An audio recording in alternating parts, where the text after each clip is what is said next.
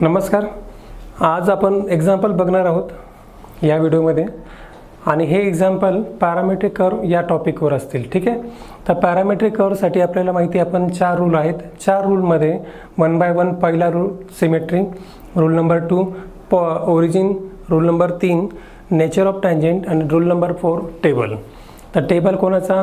तर पॅरामीटरचा, एक्सचा, वायचा आणि dy बाय dxचा. सो ह्या केसमध्ये 1 बाय 1 जायचं. खूप IMP सम आहे पेपरला. आतापर्यंत असं कधीच झालं नाही की अशा प्रकारचं एक्झाम्पल आलं नाही.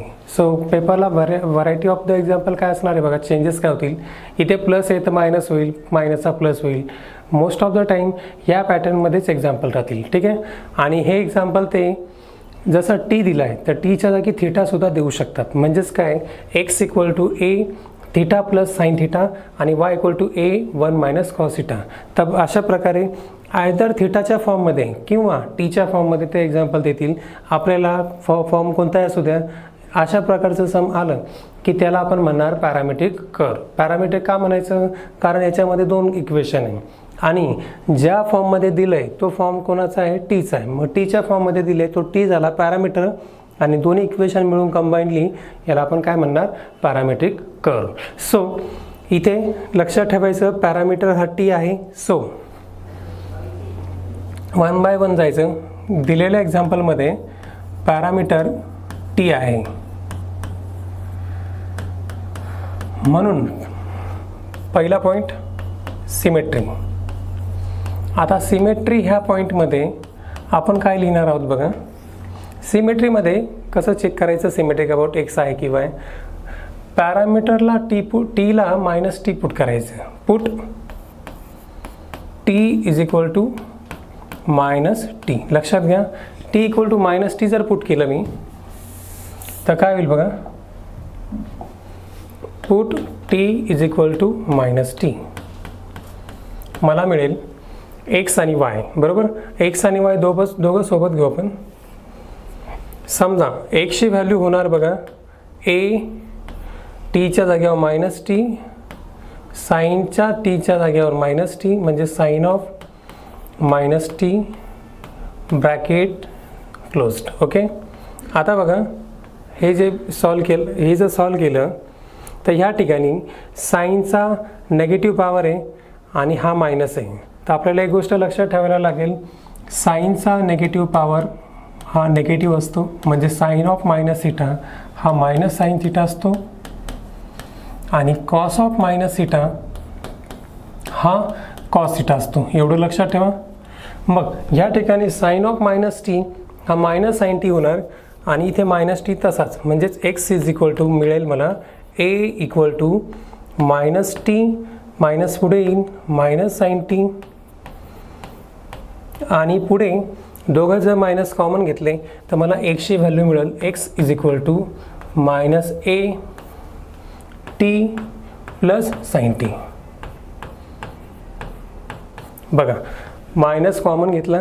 आता इथे एक तर गोष्ट क्लिअर झाली का टीला मायनस टी पुट केल्यामुळं एक्स चेंज होऊन गेला. आपला ओरिजिनल जो एक्स आहे तो आणि याच्यात फरक आहे. ओरिजिनल पॉझिटिव्ह फॉर्म आहे आणि इथे जो नेगेटिव्ह आला आहे. आता वाय बघू, वाय चेंज होतोय का नाही. मग इथे वाय चेक करायचा आहे आपल्याला, तो तसाच राहतो का चेंज होतो. So Y is equal to टीच्या जागेवर मायनस टी पुट केलं तर काय होईल बघा. ए 1 मायनस कॉस मायनस टी. आता कॉस ऑफ मायनस थिटा हा प्लस कॉस थिटा असतो म्हणजे हा जो मायनस साईन आहे तो व्हॅनिश होऊन जातो. कधी? कॉसला. लक्षात ठेवायचं, साईनला पुढे जातो, कॉसला व्हॅनिश होतो, टॅनला पुढे येतो, कॉटला पुढे येतो, सेकला व्हॅनिश होतो. बाकी कोणत्याही केसमध्ये तो पुढे येऊन जातो मायनस साईन. मात्र कॉसच्या आणि सेकच्या बाबतीत तो व्हॅनिश होतो. लक्षात ठेवा, कॉसला आणि सेकला व्हॅनिश होतो मायनस साईन आणि बाकी सगळ्या ठिकाणी मायनस पुढे येतो. सो इथे कॉस ऑफ मायनस थिटा हा कॉस थिटा असल्यामुळं मी याला लिहिणार Y is equal to A 1 minus cos theta. थोडक्यात काय, कॉस टी. थोडक्यात काय, तर हा जो मायनस टी आहे तो व्हॅनिश होऊन जातो कारण की ही प्रॉपर्टी वापरली मी. आता ह्या दोन इक्वेशन्समध्ये आपल्याला एक गोष्ट क्लिअर होईल की एक्स हा चेंज झाला आहे, साईन चेंज केलं आहे त्याचं, आणि वाय मात्र अनचेंज राहिलं. By putting T equal to -t X change झाला आणि वाय अनचेंज आहे. देअरफॉर मी प्रॉपर्टी वापरणार सिमेट्रीची. सिमेट्रीचा रूल काय सांगतो बघा, X unchange about X axis, Y unchange about Y axis. मग दोघांपैकी अनचेंज कोण आहे बघा, आता दोघांपैकी अनचेंज आहे वाय. वाय अनचेंज असल्यामुळं दिलेला curve symmetric about Y axis आहे. सो इथे लिहिणार me it is symmetric about Y axis.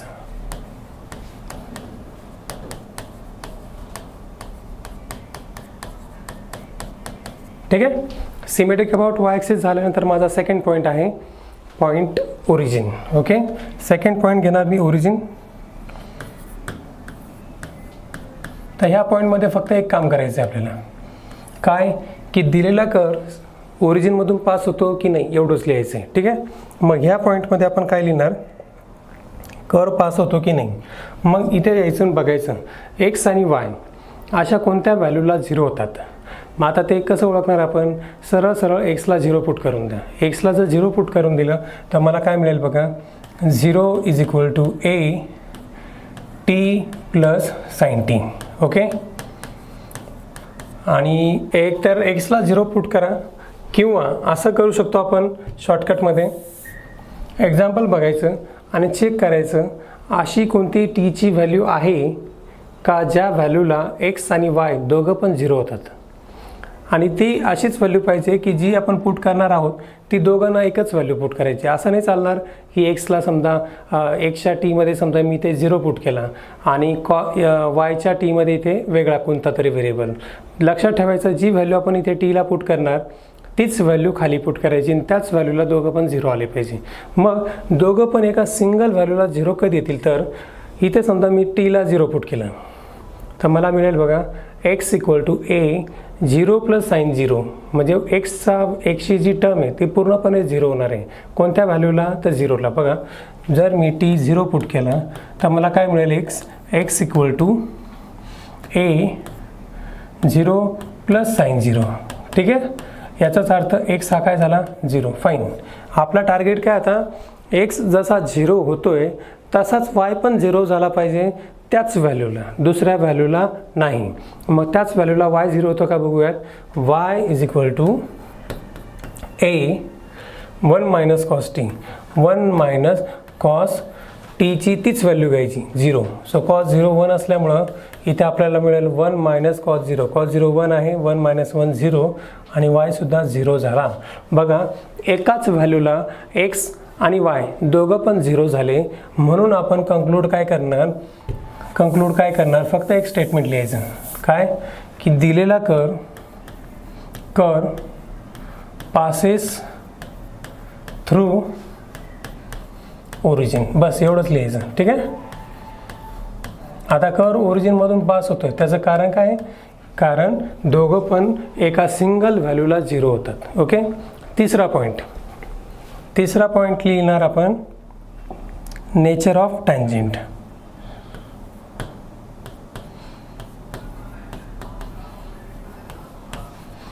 आता नेचर ऑफ टँजेंटमध्ये आपण काय करतो बघा, dy बाय dx काढतो. ठीक आहे, dy बाय dx. मग dy बाय dx काढण्यासाठी फॉर्म्युला आहे आपल्याकडे dy upon dt divided by dx upon dt. एक लक्षात ठेवायचं, या ठिकाणी जर थिटाच्या फॉर्ममध्ये दिलं तर मात्र आपला फॉर्म्युला तोच लिहायचा, फक्त टीच्या जागेवर थिटा लिहायचा. ओके, मग dy बाय dt आणि dx बाय dt काढू. इथेच बघा dy बाय dt म्हणजे derivative of y with respect to t. मग वायचं derivative with respect to t काय येणार आहे बघा, ए तसाच कॉन्स्टंट 1 मायनस कॉस टीचं डेरिव्हेटिव्ह बघा, डेरिव्हेटिव्ह 1 0, आणि कॉस टीचं derivative minus sine t, minus cos टीचं derivative minus sine t, bracket close. Okay, बघा खाली derivative of x with respect to t, एक्सचं derivative with respect to t येणार आहे ए तसाच, डेरिव्हेटिव्ह ऑफ टी 1 आणि derivative of sine t cos t. Check करा वरती बघा 1चं डेरिव्हेटिव्ह 0 आणि कॉस टीचं डेरिव्हेटिव्ह मायनस साइन टी, पण पुढे मायनस आहे लक्षात ठेवा. मायनस मायनस प्लस म्हणजे इथे फक्त काय येईल साइन टी इंटू ए आणि खाली येणार आहे ए 1 प्लस कॉस टी. लक्षात घ्या ए कॅन्सल होईल, वरती फक्त साइन टी उरेल आणि खाली फक्त 1 plus cos T. So dy upon dx ची व्हॅल्यू आली sine T upon 1 plus cos T. आता ह्या टर्मला जमलं तर सिम्प्लिफाय करा, नाही जमलं तर सोडून द्या. आता जमलं काय करायचं, साइन टी आली आहे ना, तर साइन टीला आपण जनरली साइन 2 थिटाचा फॉर्म्युला अप्लाय करू शकतो. आपल्याला माहिती आहे साइन 2 थिटा हा काय असतो 2 sine theta into cos theta. हा साइन 2 थिटाचा फॉर्म्युला आहे आणि ह्या फॉर्म्युल्यामध्ये जर मला साइन टी पाहिजे असेल तर डिवाइड बाय 2 करावं लागेल. जर डिवाइड बाय 2 केलं तर ह्या ठिकाणी डिवाइड बाय 2, इथे पण डिवायडेड बाय 2 आणि इथे पण डिवायडेड बाय 2 येईल, म्हणजे half angle formula. So sine 2t upon 2 मध्ये काय येईल 2 कॅन्सल होईल आणि साइन टीची व्हॅल्यू आपल्याला मिळेल 2 sine T by 2 into cos T by 2. Always remember, लक्षात ठेवायचं की साइन टीची व्हॅल्यू ही स्टँडर्ड लक्षात ठेवायची sine 2 sine T by 2 into cos T by 2. पुढं 1 plus cos T. 1 plus cos टीची व्हॅल्यू ही स्टँडर्ड लक्षात ठेवा 2 कॉस स्क्वेअर टी बाय 2 आणि इथे जर 1 मायनस आला तर ह्या ठिकाणी साइन स्क्वेअर घ्यायचा. लक्षात ठेवा 1 मायनस कॉस टी आला तर 2 साइन स्क्वेअर टी बाय 2 आणि 1 प्लस कॉस टी आला तर 2 कॉस स्क्वेअर टी बाय 2. आता इथे यांना सिम्प्लिफाय केलं तर आपल्याला लक्षात येईल 2 कॅन्सल, कॉस कॅन्सल आणि साइन अपॉन कॉस टॅन. तर ह्या ठिकाणी व्हॅल्यू आली आपल्याला टॅन टी बाय 2. ही झाली dy बाय dx ची value. So dy by dx आपला आला आहे टॅन टी बाय 2. आता याच्या पुढं शेवटचा पॉईंट आहे टेबल. आता टेबल काढण्याआधी इथे एक एक्स्ट्राचा पॉईंट लिहायचा y आणि रेंज. रेंज काय असणार आहे दिलेल्या कर्वची आणि कर्व कुठे एक्झिस्ट होणार नाही, ठीक आहे, म्हणजेच रिजन. बघून घ्या, रिजन काढायचं जर असेल तर आपण आधी कर्व ड्रॉ करून घेऊ आणि रिजन दाखवू, ठीक आहे. ते 2 पॉईंट आपण नंतर लिहू. हे 4 झाले का सगळ्यात आधी टेबलला जायचं. मग टेबलमध्ये आपल्याला काय काय लागणार आहे बघा. स्टार्टिंगला लागेल आपल्याला 4था पॉईंट टेबल.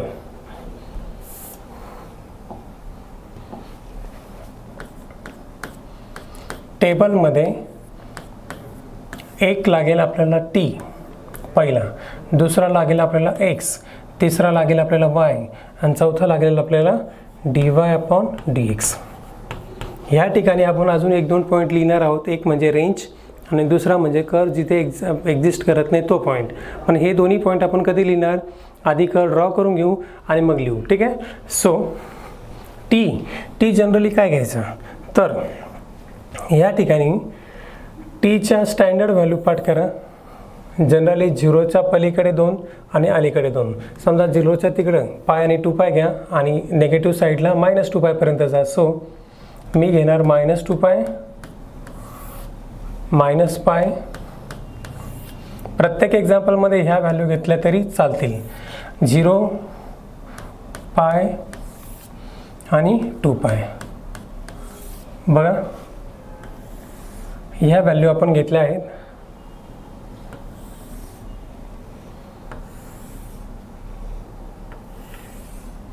आता ह्या व्हॅल्यूजला आपण फाइंड आउट करणार एक्स वाय आणि dy अपॉन dx. लक्षात ठेवायचं ह्या फिक्स व्हॅल्यू आहे. प्रत्येक एक्झाम्पलमध्ये ह्याच व्हॅल्यू घ्या स्टँडर्ड म्हणून. सो लक्षात ठेवा टीच्या किंवा थिटाच्या ह्याच व्हॅल्यू ठेवायच्या. एक्झाम्पलमध्ये जर थिटा फॉर्ममध्ये दिलं तरी इथे काय लिहिणार तुम्ही थिटा इक्वल टू -2π -π 0π 2π. बघा 0च्या पॉझिटिव्ह साईडला 2 घेतल्या आणि नेगेटिव्ह साईडला 2 घेतल्या. तुम्हाला वाटलं तुम्ही इकडे वाढवू शकता, तुम्हाला वाटलं -3π घ्यायचा तुम्ही घेऊ शकतात, त्या साईडला 3π घ्यायचा तुम्ही घेऊ शकतात. पण जनरली या 5 व्हॅल्यूजचा वापर करून आपण एक्झाम्पल ट्रेस करू शकतो. म्हणून मी 5च व्हॅल्यू घेतल्या. फ्रॅक्शनल व्हॅल्यूज घेत बसायचं नाही. इथे स्टँडर्ड अशा प्रकारच्या व्हॅल्यू घेतल्या तरी तुम्हाला आन्सर मिळणार आहे. लक्षात ठेवा इथे जनरली π/2 घेतात, 2π/2 3π/2 ते काय घ्यायची गरज नाही, स्टँडर्ड घ्यायचा जेणेकरून आन्सर काढायला सोपं जातं. आता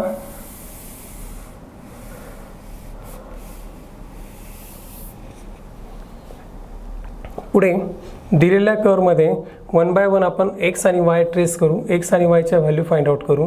पहिल्यांदा आपण घेऊ x. आपला दिलेला x काय बघा, x ची व्हॅल्यू आहे आपली a t plus sign t, he x ची व्हॅल्यू आहे. आता ह्या व्हॅल्यूमध्ये आपण 1 बाय 1 सगळ्या व्हॅल्यूज पुटअप करणार. तुम्ही कॅल्सीचा वापर केला तर चांगलं होईल, कॅल्सी जर वापरला तर तुमचा आन्सर पटकन येईल, त्यामुळे कॅल्सी वापरा. आणि जनरली तुम्हाला 4-5च व्हॅल्यू पाठ पाहिजे, जास्त काही गरजेचं नाही. मागच्या लेक्चरमध्ये तुम्हाला सांगितलं होतं साइन 0 हा 0 असतो, कॉस 0 हा 1 असतो, कॉसचे सगळे पाय सगळे इवन पाय 1 असतात आणि कॉसचे सगळे ऑड पाय -1 असतात, साइनचे सगळे पाय 0 असतात. ओके, सो 1 बाय 1 जाऊ आपण. पहिला अँगल आहे -2π. इथे जर -2π पुट केला तर काय होईल बघा, -2π x becomes a -2π plus sine -2π. Okay, बघा आता साइनचा निगेटिव्ह अँगल हा निगेटिव्ह असतो, त्याच्यामुळे हा जो मायनस आहे हा डायरेक्टली ह्या ठिकाणी येऊन जाईल, हा मायनस होईल. सो इथे मला मिळेल a -2π मायनस साइन 2π. पण साइनचे सगळेच पाय हे 0च असतात, साइन 2π असो 3π असो 4π सगळेच पाय 0, म्हणून ही पूर्ण टर्म 0 झाली आणि फक्त उरणार काय -2π. -2π इंटू a मायनस 2a π. इथे पहिली व्हॅल्यू आली आपल्याला -2a π. लक्षात घ्या. आता दुसरी व्हॅल्यू आहे -π. इथे जर मी -π पुट केलं टीच्या जागेवर तर हा 2 निघून जाईल, बरोबर. हा 2 निघून गेल्यानंतर काय होईल बघा, इथून 2 निघून जाईल, इथून पण 2 निघून जाईल. मग 2 निघून गेल्यानंतर काय होईल, मायनस परत पुढे येईल आणि इथे 2 कॅन्सल, इथून पण 2 कॅन्सल, साइन पाय 0 आहे, साइन पाय 0 आहे, राहिला काय a इंटू -π. a इंटू -π म्हणजेच -a π. पुढची व्हॅल्यू आली -a π. आता नेक्स्ट व्हॅल्यू 0 आहे. इथे जर मी 0 टाकला तर 0 टाकल्यानंतर काय होईल बघा, x is equal to a 0 plus sine 0. Sine 0 0 आहे, पूर्ण टर्म 0 होऊन जाईल. ओके, आणि पाय जर पुट केला तर मला मिळेल पाय प्लस साइन पाय, साइन पाय 0 पाय इंटू a पाय.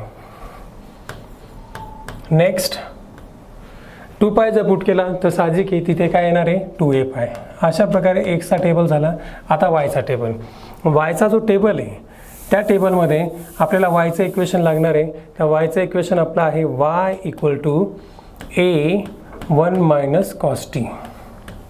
आता ह्या इक्वेशनमध्ये पहिली व्हॅल्यू टाकणार -2π. हा जर -2π मी ह्या ठिकाणी टाकला तर बघा काय होईल, y equal to a 1 minus cos -2π. पण एक लक्षात ठेवायचं, कॉसचा निगेटिव्ह अँगल हा पॉझिटिव्ह असल्यामुळं हा जो मायनस आहे हा व्हॅनिश होऊन जाईल. तो व्हॅनिश झाल्यानंतर फक्त राहील काय a 1 मायनस कॉस 2π. लक्षात ठेवायचं, कॉस आला तर त्याचा मायनस अँगल व्हॅनिश करायचा. जसा साइन आल्यावर आपण मायनस पुढं घेतो तसा कॉस आल्यावर तो मायनस पुढे घ्यायचा नाही, तो व्हॅनिश होतो. आता कॉस 2π 1 असल्यामुळं 1 मायनस 1 0. तर कॉसच्या ज्या व्हॅल्यूज आहे त्या काय लक्षात ठेवायच्या बघा, cos pi -1, cos 2π 1, cos 3π -1, cos 4π 1, cos 5π -1, cos 6π 1. म्हणजेच काय, कॉसचे ऑड पाय -1 आणि कॉसचे इवन पाय +1. सो अशा प्रकारे पहिली व्हॅल्यू काढली 0. आता दुसरी व्हॅल्यू बघू. इथे -π आहे, -π जर पुट केलं तर काय मिळेल बघा, y equal to a 1 minus cos -π. Bracket complete. आता आपल्याला माहिती आहे कॉसचा मायनस व्हॅनिश होतो, म्हणजेच इकडे मिळणार a 1 minus cos pi. Cos pi किती असतो -1, मायनस आणि हा पुढचा मायनस प्लस होईल, +1 +1 2 अँड 2 इंटू a 2a. म्हणजे ह्या ठिकाणी व्हॅल्यू आली 2 इंटू a.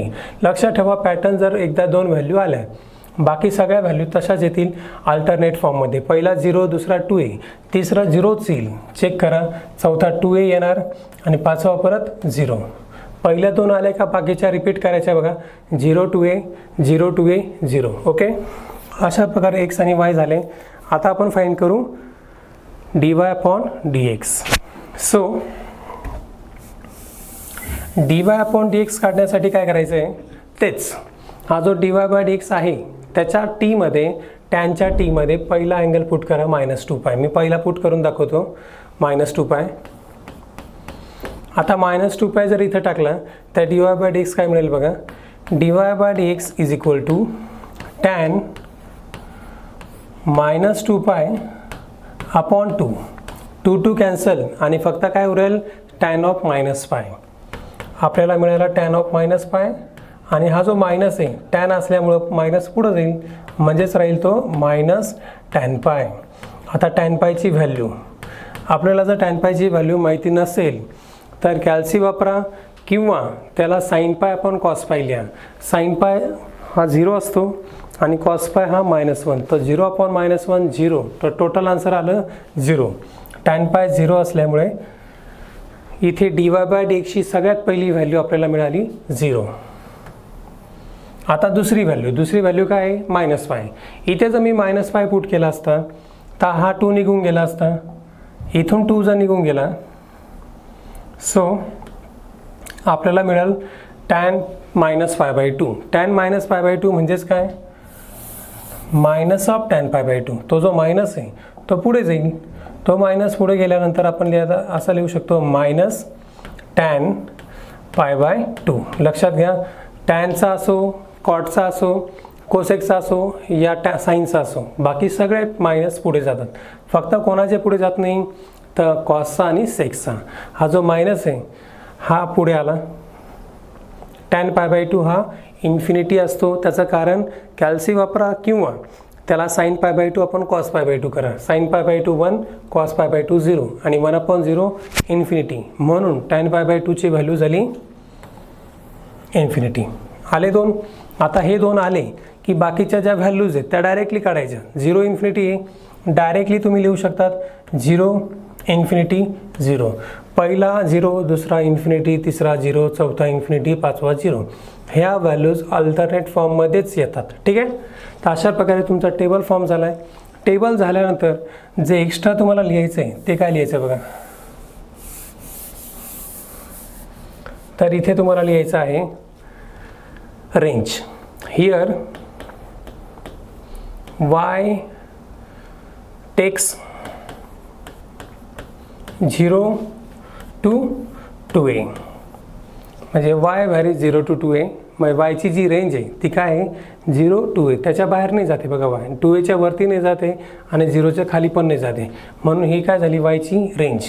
किंवा असं लिहू शकतात, the range y range is 0 to 2a. Range of y is काय 0 to a. आणि शेवटी लिहायचं कर्व जिथे एक्झिस्ट होत नाही तो पॉईंट. आता कर्व कुठे एक्झिस्ट होत नाही ते आपल्याला सध्या माहिती नाही, आपण ट्रेस जेव्हा करू तेव्हा लक्षात येईल. इनफॅक्ट इथे बघा वायच्या व्हॅल्यू वरतीच आहे आणि एक्सच्या व्हॅल्यू ज्या निगेटिव्ह आल्या त्या पूर्णपणे ॲक्सिसवर आहे. याचा अर्थ खाली ॲक्सिसच्या खाली, एक्स ॲक्सिसच्या खाली कर्व एक्झिस्ट होणारच नाही आहे. तरीसुद्धा जो पॉईंट आहे तो आपण ट्रेस केल्यानंतर दाखवू. आता कर्व ट्रेस करू. कर्व ट्रेस करायसाठी हा टेबल लागेल. पुढच्या पेजवर मी हा टेबल परत लिहितो बघा. आता टेबलचा यूज करून आपल्याला कर्व ट्रेस करायचा आहे. मग आधी एक्स ॲक्सिस काढायचा, वाय ॲक्सिस,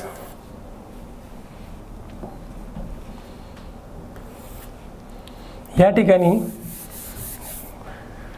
एक्सच्या ज्या व्हॅल्यूज आहे त्या जसा एक्स घेतो तशाच घ्यायच्या. आता एक्सने कशा व्हॅल्यू घेतल्या ते बघा, 0, a पाय, 2a पाय, -a पाय, -2a पाय. त्याचप्रमाणे मी एक्स ॲक्सिसवर व्हॅल्यूज घेणार. पहिली घेणार मी 0 ओरिजिन, नंतर घेणार a पाय, 2a पाय. ओके, a पाय, 2a पाय, आणि पुढे कंटिन्यू 3a पाय 4a पाय, पण आपल्याला दोनच पाहिजे. या साईडला सुद्धा मी दोन व्हॅल्यू घेणार, निगेटिव्ह a पाय आणि निगेटिव्हमध्ये 2a पाय. ओके, बघा जशा एक्स ॲक्सिसवर व्हॅल्यूज आहेत टेबलमध्ये तशाच व्हॅल्यू एक्स ॲक्सिसवर घ्यायच्या. सिमिलरली टेबलमध्ये वायच्या व्हॅल्यू बघा काय 0 2a 0 2a, म्हणजे वायचे निगेटिव्ह व्हॅल्यूच नाही आहे, त्यामुळं खालच्या बाजूला जायची गरजच नाही. खाली न जाता फक्त आपण वरती बघणार. वरती अंदाजे डिस्टन्स घ्या 2a. ए जर एवढं असेल तर 2a डबल घ्यायचं त्याचं. 2a डिस्टन्स समजा इथे घेतलं मी, याला म्हटलो आपण 2a. आता पॉईंट प्लॉट करू. सगळ्यात पहिला पॉईंट आहे -2a पाय 0. लक्षात ठेवायचं पहिला एक्स ॲक्सिसचा पॉईंट आणि मग वाय. -2a पाय म्हणजे काय, हा पॉईंट. ओके, आणि 0 म्हणजे वाय ॲक्सिस. तर तो जो पॉईंट मी हे करेन तो पॉईंट झाला आपला पहिला हा. ठीक आहे, नेक्स्ट -a पाय 2a. -a पाय म्हणजे एक्स ॲक्सिसवर आणि 2a म्हणजे वाय ॲक्सिसवर. तर ह्या दोघांचा कॉमन जो पॉईंट आहे तो कुठे जाईल, वरती. तर ह्या ठिकाणी मी तो पॉईंट घेणार. थोडा वर झाला तो.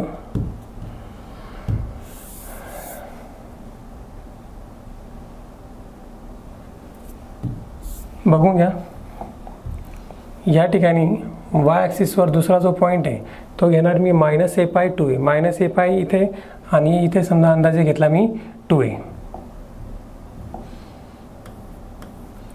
तर बरोबर कॉमन पॉईंट घेतला इथे, याला नाव देणार मी -a पाय 2a. नेक्स्ट पॉईंट आहे 0 0. 0 0 म्हणजेच काय, ओरिजिन. चौथा पॉईंट आहे a पाय 2a. a पाय x वर घ्यायचा आणि 2a y वर म्हणजेच वरती, दोघांचा कॉमन. आणि लास्ट पॉईंट आहे 2a पाय 0. 2a पाय 0 हा एक्स ॲक्सिसवर येईल. चेक करा टोटल पॉईंट 1 2 3 4 5. आता हे 5 पॉईंट जॉईन करण्याआधी ह्या 5ही पॉईंटची टँजंट काढून घ्या, कारण टँजंट काढली तरच आपल्याला पॉईंट जॉईन करता येतील. आपल्याला माहिती नाही हा यम आहे की यू आहे, कोणत्या प्रकारचा आहे, त्यासाठी टँजंट बघायची. बघा कार्टेशियन कर्वमध्ये आपण शिकलो की 0 आला तर टँजंट जी येते ती पॅरलल टू एक्स ॲक्सिस येते, आणि इन्फिनिटी आला की टँजंट पॅरलल टू वाय येते. मग बघा पहिल्या पॉईंटची tangent parallel to X axis, दुसरी टँजंट पॅरलल टू वाय, तिसरी पॅरलल टू एक्स, चौथी पॅरलल टू वाय आणि पाचवी पॅरलल टू एक्स. तर एकूण आपल्याकडे पॅरलल टू एक्स ॲक्सिस असलेल्या किती टँजंट आहेत, तर 3. 1 2 3 म्हणजे ऑड जे आहेत ना, पहिली तिसरी आणि पाचवी, ह्या तिन्ही पण टँजंट पॅरलल टू एक्स आहेत. दुसरी आणि चौथी tangent parallel to Y. Therefore पहिला म्हणजे हा, दुसरा हा आणि तिसरा हा, या तिघांच्या ज्या टँजंट येणार त्या पॅरलल टू एक्स ॲक्सिस काढायच्या. आता ह्या 3 पॉईंटला टँजंट काढूच शकत नाही. त्याचं कारण काय, तिन्ही पॉईंट हे एक्स ॲक्सिसवर आहे, म्हणून या तिघांची जी टँजंट आहे ती बाय डिफॉल्ट एक्स ॲक्सिस असणार आहे. सो इथे काही टँजंट काढायची गरज नाही. लक्षात ठेवायचं, जर 3 पॉईंट एक्स ॲक्सिसवर आले तर त्या तिघांची टँजंट काढायची गरज नाही, कारण इथे तुम्ही टँजंट काय काढणार, याला बाय डिफॉल्ट ती टँजंटच आहे. इथे पण आहे आणि इथे पण आहे. सो एक्स ॲक्सिसची टँजंट कट करा. आता वायची बघा, वाय ॲक्सिसची टँजंट कोणती आहे बघा, दुसरा आणि चौथा. दुसऱ्या पॉईंटला आणि चौथ्या पॉईंटला पॅरलल टू वाय ॲक्सिस, म्हणजेच हा आणि हा, या 2 पॉईंटच्या ज्या टँजंट आहे त्या उभ्या लाईन येतील. सो इथे ही एक लाईन आणि ही एक लाईन.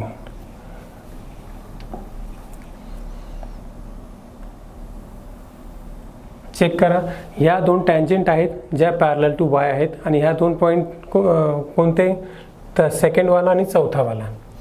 आता टोटल किती टँजंट आहे आपल्या एक्झाम्पलमध्ये, 5. बघा या पॉईंटची टँजंट ही आडवी line by default x axis, इथे पण आडवी लाईन आहे बाय डिफॉल्ट एक्स, इथे पण आडवी लाईन आहे बाय डिफॉल्ट एक्स, म्हणजे ह्या 3 टँजंट 1 2 3 पूर्ण एक्स ॲक्सिस ही टँजंट आहे. एकूण 3 आहेत त्या. आता वाय ॲक्सिसच्या टँजंट किती आहेत, 2, 1 आणि 2, ह्या 3 आणि ह्या 2 5, टोटल 5 टँजंट झाल्या. आता 5ही टँजंटला अशा प्रकारे कर्व काढायचा की त्या कर्वने टँजंटला टच केलं पाहिजे. सो हा ॲक्सिस आपला टँजंट आहे.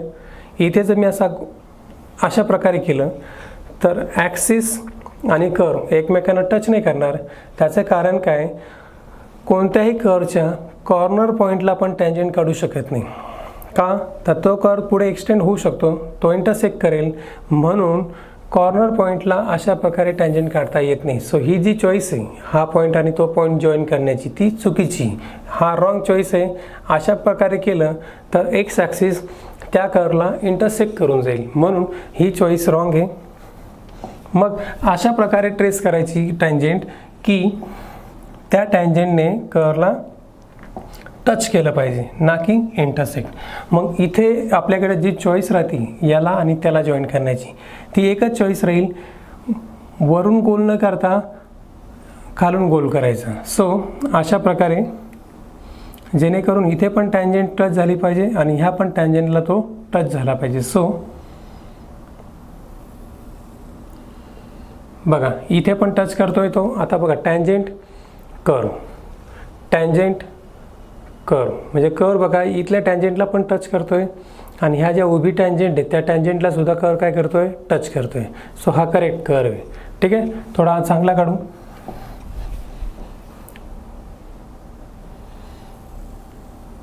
ओके, झाला. आता ह्या दोन पॉईंटला जर कर्व काढायचा आहे तर लक्षात ठेवा, गोल नाही आला पाहिजे, थोडा व्ही शेपच आला पाहिजे. सो चेक करा, टँजंट टँजंट कर्व. तसंच ह्या दोन पॉईंटला जॉईन करायचं आहे त्याचप्रमाणे, आणि शेवटी ते दोन पॉईंट पण तसेच टच करायचे आहेत. बघा आता हा झाला कर्व. या कर्वमध्ये ज्या उभ्या लाईन्स आहे त्या उभ्या लाईनला तो कर्व टच करतोय. बघा मी जर असा गोल केला असता तर टच नसता केला त्यांनी, त्या केसमध्ये तो इंटरसेक्ट झाला असता, म्हणून अशा प्रकारचे गोल चुकले असते. समजा 1, 2 आणि 3 ह्या 3 पॉईंटला समजा मी जर अशी लाईन टाकली असती, समजा ही 1 ही 2, तर ह्या दोन्ही लाईन्स हा कर्व चुकला असता. त्याचं कारण काय, कॉर्नर पॉईंटला टँजंट नसते आणि इथे टँजंटला तो इंटरसेक्ट करून चालला आहे, म्हणजे हा रॉंग झाला असता. इथे सुद्धा बघा कॉर्नर पॉईंटला टँजंट नसते आणि टँजंटला इंटरसेक्ट करून झाला आहे, म्हणजे रॉंग आहे. सो दिलेली चॉईस रॉंग आहे. रेड पेनने जे केलं आहे ते चुकीचं आहे, लक्षात ठेवा, आणि हे बरोबर आहे. सो अशा प्रकारे आपण कर्व ट्रेस करतो. आणि कर्व ट्रेस केल्यानंतर शेवटी फक्त काय लिहायचं बघा, शेवटी फक्त लिहायचं here curve does not exist below x axis. बघा एक्स ॲक्सिसच्या खाली कर्व आहे का, नाही.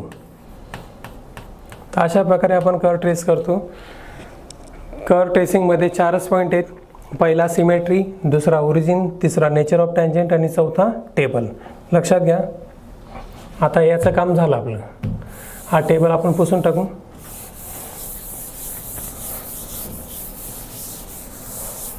बघा एक्झाम्पल सोल्युशन. स्टार्टिंगला आपण काय केलं, सिमेट्री चेक केली, सिमेट्री, त्यानंतर ओरिजिन पाहिला, मग नेचर ऑफ टँजंट, त्यानंतर टेबल घेतला आणि टेबलच्या नंतर कर्व. आता हा जो कर्व आहे हा बघा सायक्लिक फॉर्ममध्ये आहे, सायकल येत आहे, म्हणून अशा प्रकारच्या कर्वला आपण म्हणतो सायक्लॉइड.